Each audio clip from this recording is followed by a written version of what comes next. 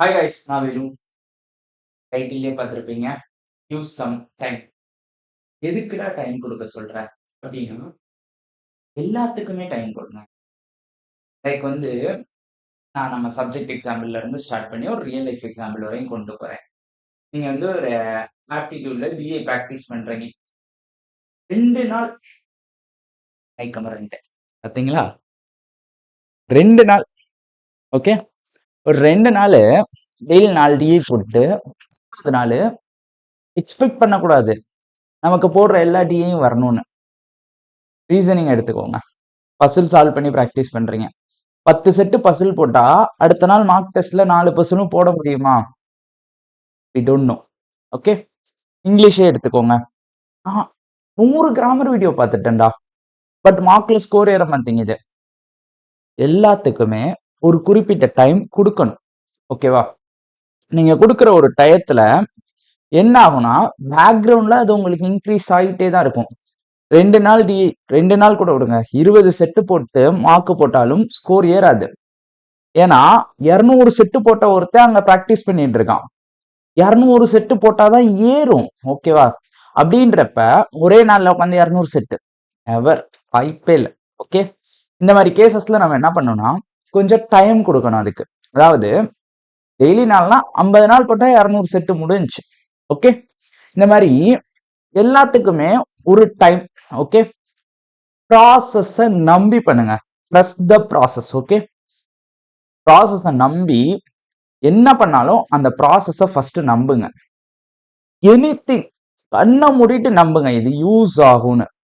Okay, ஒரு ப்ராசஸ நம்பி பண்ணீங்கன்னா பின்னாடி பின்னாடி அதோட எஃபெக்ட் டபுளா இருக்கும் நீங்க எக்ஸ்பெக்ட் பண்றதை விட.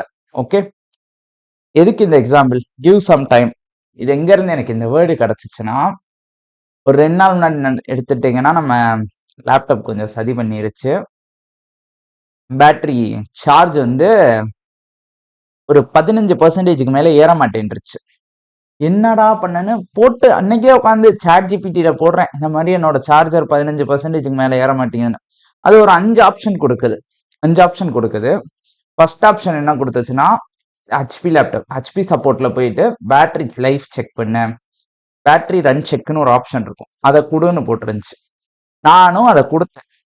அந்த சாட் ஜிபிடிலே சொல்லுச்சு, ரீப்ளேஸ்ன்ற வேர்டு வந்துச்சுன்னா கண்டிப்பா நீ பேட்டரியை மாத்தணும்னு. ஓகேன்ட்டு நானும் கொடுத்தேன். ரீப்ளேஸ்ன்ற வேர்டு வந்துருச்சு. சரி, லேப்டாப்ல பேட்டரி போயிருச்சு போலன்னு நினைச்சேன். பட் லேப்டாப் வாங்கி 1 வருஷம் தான் ஆகுது. ஸோ சான்சஸ் ரொம்ப கம்மி அப்படி ஆகிறதுக்கு. இந்த கேஸ்ல அடுத்த ஸ்டெப் நான் என்ன யோசிச்சேன்னா, இது என்னைக்கு டியூஸ்டே நைட்டு, இது நான் பேசுறப்ப தேர்ஸ்டே, உங்களுக்கு வீடியோ கொஞ்சம் டிலே வரும், சாட்டர்டே ஆர் சண்டே வரும். ஸோ அன்னைக்கு டியூஸ்டே நைட்டே உட்காந்துட்டு பாக்குறேன் சாட் ஜிபிடியில, ஹெச்பி ஒரிஜினல் பேட்டரி வாங்கினா என்ன ரேட் வரும், எங்க மாத்துறது, சர்வீஸ் சென்டர் எங்க, சாட்டர்டே போகலான்னு பிளான்லாம் பண்ணிட்டேன். இவ்வளவு நடந்துருச்சு. அதே சாட் ஜிபிடியில 4th பாயிண்ட் ஒன்னு கொடுக்குறான். ஒருவேளை பேட்டரி அங்க ஸ்ட்ரக் ஆயிருக்கலாம் அந்த பெர்சன்டேஜ்ல. ஸோ ட்ரைன் அவுட் பண்ணிட்டு, ஷட் டவுன் ஆகுற வரைக்கும் ட்ரைன் அவுட் பண்ணிட்டு மறுபடியும் சார்ஜ் போடு ஒர்க் ஆகலான்னு. பட் நம்ம ஃபர்ஸ்ட் பாயிண்ட பார்த்துட்டோம். ஃபர்ஸ்ட் ஒன்று நடக்குது, அதை நினைச்சது நம்ம என்ன பண்ணிடுறோம், அதுக்கேற்ற மாதிரி ஸ்டெப்ஸ் பண்ணி ஆரம்பிக்கிறோம். இதேதான் அங்க படிக்கிறப்பையும் ஒரு 2 நாளோ இல்ல ஒரு 20 செட்டோ ப்ராக்டிஸ் பண்ணிட்டு ஸ்கோர் ஏறல. இப்போ டிஇல ஸ்கோர்லாம் ஏற்ற முடியாதா? வாங்க நம்ம அப்ளிகேஷனே படிப்போம். மறுபடியும் அந்த 12 டாபிக்கை படி, இந்த 5 டாபிக் மட்டும் ஸ்ட்ராங் பண்ணு. ஸோ என்ன பிரச்சனை இருந்தாலும் அதுக்கான டைம் வேணுமா? டியூஸ்டே இந்த பிரச்சனை நடக்குது, வெனஸ்டே நான் ஊருக்கு போறேன், தேர்ஸ்டே தான் மறுபடியும் லேப் எடுக்கிறேன். லேப் எடுக்கிறப்போ ஆட்டோமேட்டிக்கா லேப்ல இருக்க பேட்டரி ட்ரைன் அவுட் ஆயிருச்சு. சிஸ்டம் ஆன் ஆகலை, ஆன் பண்ணா பதறிட்டேன். சரி, சார்ஜை போட்டு ஆன் பண்ணுவோன்னு ஆன் பண்றேன், அது வாட்டுக்கு சார்ஜ் ஏறுது. 15ல நின்றுச்சுன்னு பாத்தீங்களா, அது 60 தாண்டி இப்போ கரண்டா பேட்டரி பர்சன்டேஜ் பாத்தீங்கன்னா 70 கிட்ட இருக்கு. ஓகேவா? மறுபடியும் இன்னைக்கு போயிட்டு சார்ஜர்லாம் ரிமூவ் பண்ணிட்டு ஹெச்பி சப்போர்ட்லயே செக் பண்றேன், பேட்டரி ரன் செக், பேட்டரி நார்மல்னு காட்டுது. ஸோ நான் லிட்ரலி இதை நம்பிட்டு ஒரு ஃபேக்கான ஸ்டோர்லயே போயிட்டு ஹெச்பியோட ஒரிஜினல் ஸ்டோர்ல போனா அவனே செக் பண்ணி சொல்லிடுவான், இதுதான் ப்ராப்ளம்னு. நான் ஒரு ஃபேக்கான ஸ்டோர்ல போயிட்டு எனக்கு இந்த மாதிரி பேட்டரி ஒர்க் ஆகலை என்னன்னா, அவன் மண்டே கழுவி ஒரு 7,000 10,000 பில்ல போட்டு பேட்டரியை மாத்தி கொடுத்துருப்போம். ஒரிஜினல் மாட்டுறானா, பின்னாடி டூப்ளிகேட் மாட்டுறானா, மறுபடியும் பிரச்சனை வருதா, எதுவுமே தெரியாது நமக்கு. ஆனா இந்த டயத்தை கொடுக்காம நான் அன்னைக்கு பிரச்சனை பண்ண மறுநாள் காலையிலே கொண்டு போய் கொடுத்துருந்தா என்ன ஆயிருக்கும்னு யோசிச்சு பாருங்க. எல்லாத்துக்குமே இதேதான். எக்ஸாம், ரியல் லைஃப், லேப்டாப் இதெல்லாம் விட்டுருங்க.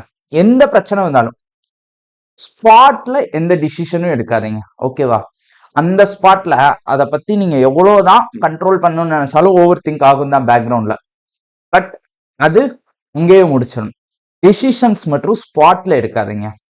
ப்ராசஸ நம்புங்க.